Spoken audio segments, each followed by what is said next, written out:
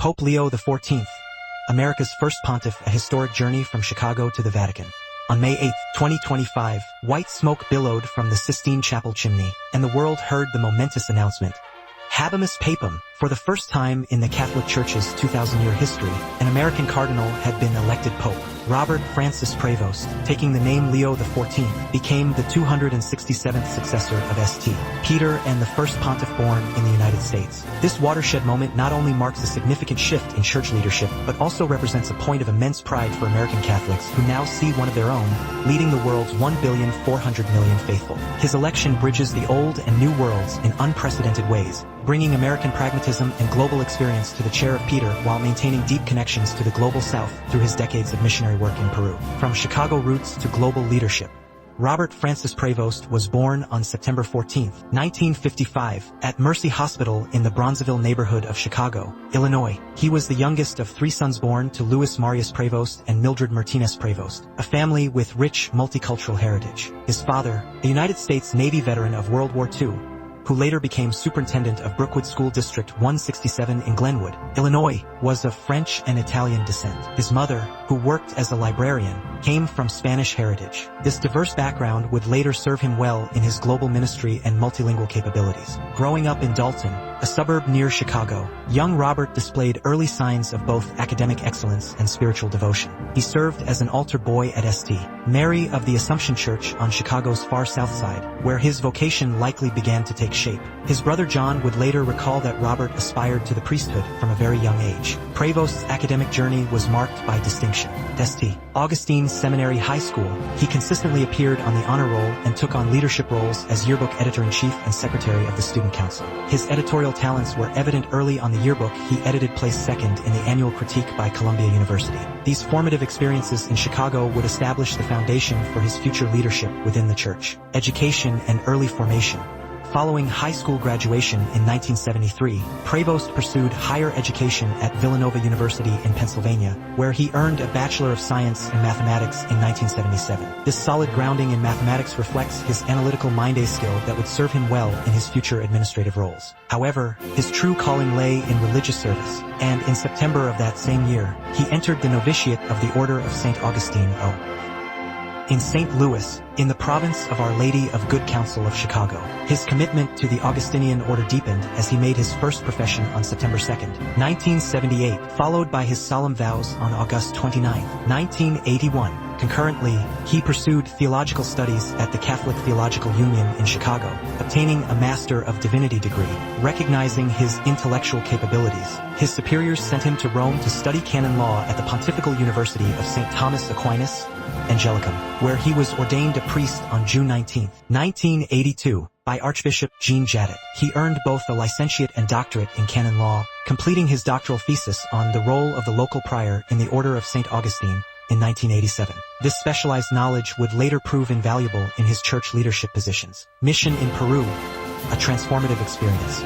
What truly shaped Prevost's ministry and worldview was his extensive missionary work in Peru. In 1985, while preparing his doctoral thesis, he was sent to the Augustinian mission in Chilcanas, Peru, serving as chancellor of the territorial prelature. This initial experience in Peru would be the beginning of a deep, decades-long connection with the country and its people. After a brief return to the United States, where he served as vocation director and missions director of the Augustinian province in Illinois, Prevost returned to Peru in 1988. Over the next decade, he immersed himself in multiple roles in Trujillo, northwestern Peru, serving as prior of the community, formation director, instructor for professed members, and judicial vicar of the archdiocese. He also taught canon law, patristics, and moral theology at the major seminaries San Carlos y San Marcelo, while simultaneously providing pastoral care to local parishes, particularly in poor suburban areas. These years in Peru profoundly influenced his pastoral approach. Living and working among communities on the margins of society gave him first-hand experience of the challenges facing the global South. He became a beloved figure in Peru, known for his humility and willingness to help others, particularly Venezuelan migrants who had fled economic turmoil in their homeland. His dedication to the country led him to become a naturalized Peruvian citizen in 2015, giving him dual nationality. Leadership in the Augustinian order. In 1999, Prevost's leadership abilities were recognized when he was elected provincial prior of the Augustinian province of Mother of Good Counsel in Chicago. This role marked the beginning of his ascent in church leadership. Just 2.5 years later, in 2001, the General Chapter of the Order of St. Augustine elected him as Prior General, the worldwide head of the Augustinian Order.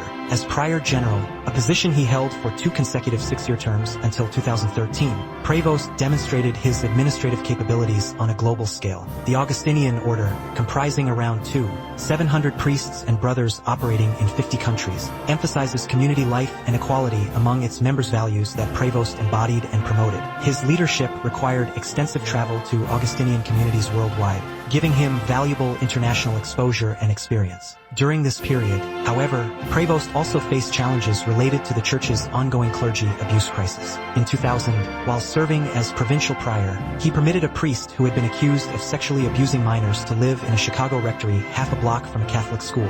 At the Archdiocese's request, the priest was relocated in 2002 following the implementation of stricter rules by bishops. This episode highlights the complex leadership decisions he faced during a difficult period for the church. Episcopal career, from Chicago to Chiclayo. After completing his tenure as Prior General, Prevost returned to the United States in 2013, serving as Director of Formation at the Convent of St. Augustine in Chicago. However, Pope Francis soon had other plans for him. On November 3, 2014, Francis appointed Prevost as Apostolic Administrator of the Diocese of Chiclayo, Peru, elevating him to the episcopal dignity as titular Bishop of Sufer. Prevost was ordained bishop on December 12, 2014, the feast of Our Lady of Guadalupe in the Cathedral of St. Mary. His episcopal motto, In illo uno unum, in the one Christ we are one, reflected his vision of unity within diversity, words pronounced by St. Augustine in a sermon on Psalm 127. On September 26, 2015, he was appointed Bishop of Chiclayo by Pope Francis, a role he would hold until 2023. As bishop, he continued his commitment to serving the marginalized and became an active voice in the Peruvian Episcopal Conference, where he was elected second vice president in 2018. He also served on the Economic Council and as president of the Commission for Culture and Education. His leadership in Peru did not go unnoticed in Rome. Pope Francis appointed him a member of the Congregation for the Clergy in 2019 and a member of the Congregation for Bishops in 2020. Additionally, in April 2020, he was appointed Apostolic Administrator of the Peruvian Diocese of Callao, demonstrating the Pope's growing trust in his abilities. Vatican service and elevation to cardinal. The trajectory of Prevost's career took a significant turn on January 30, 2023, when Pope Francis called him to Rome as prefect of the Dicastery for Bishops and president of the Pontifical Commission for Latin America, promoting him to the rank of Archbishop. This powerful position made him responsible for evaluating and recommending episcopal candidates worldwide, a critical role in shaping the future leadership of the Church. Prevost's approach to this high-level Vatican position reflected his character. He remained characteristically discreet in the media but was reportedly appreciated for his ability to listen and his mastery of issues. His attitude was shaped by the vow of obedience he made when committing himself to the Augustinian order. When Pope Francis mentioned he was considering him for the dicastery position, Prevost responded, "Whether you decide to appoint me or to leave me where I am, I will be happy. But if you ask me to take on a new role in the Church, I will accept." Pope Francis created him cardinal in the consistory of September 30, 2023, assigning him the diaconate of St. Monica. He officially took possession of it on January 28, 2024. On February 6, 2025, Francis further promoted him to the Order of Bishops, granting him the title of the Suburbicarian Church of Albano. These appointments reflected his growing influence within the church hierarchy and placed him in a position to potentially succeed Francis. The historic conclave of May 2025. Following the death of Pope Francis on April 21, 2025, at the age of 88, a conclave consisting of 133 cardinals convened in secrecy in Rome to select a new pope. Beginning on May 7, the cardinals gathered in the Sistine Chapel to undertake their solemn duty of electing the 267th leader of the Catholic Church. The conclave was relatively brief, lasting just over 24 hours. After an inconclusive first ballot on Wednesday evening, the cardinals continued voting on Thursday. White smoke billowed from the Sistine Chapel chimney around 6 p.m. local time on May 8, accompanied by the ringing of bells from St. Peter's Basilica, indicating that a new pope had been elected. Cardinal Robert Francis Prevost had secured the necessary two-thirds majority, at least 89 votes, to become the next supreme pontiff. Taking the name Leo XIV, the first pope named Leo since Leo XIII, who died in 1903, he made history as the first American to ascend to the papacy. First days as Pope Leo XIV. More than an hour after the white smoke signaled his election, the newly elected pope appeared on the balcony of St. Peter's Basilica, dressed in papal garments, to address the gathered faithful. In a departure from what many might have expected, he did not speak in English but instead addressed the crowd in Italian, Spanish, and Latin, opening with the words, "Peace be with you all." Leo XIV expressed his desire for his message of peace to reach hearts, families, and all people wherever they might be. During his approximately 10-minute address, he paid tribute to his predecessor, Pope Francis, saying, "We still hear that gentle yet steadfast voice of Pope Francis blessing Rome." The Pope who blessed Rome extended his blessing to the entire world that Easter Sunday morning. He articulated his vision for the Church, stating, "We must embody a synodal church, a church that journeys together, a church that consistently seeks peace, charity, and strives to be close to those in need." He concluded by leading a prayer for the new mission for the entire Church for peace across the globe. His first act as Pope after his election speech was to announce he would celebrate his first Mass as Pontiff the following day, May 9th at 11 a.m. local time in Rome for the College of Cardinals. This immediate focus on his pastoral duties demonstrated his commitment to his new role. An American Pope, pride and significance.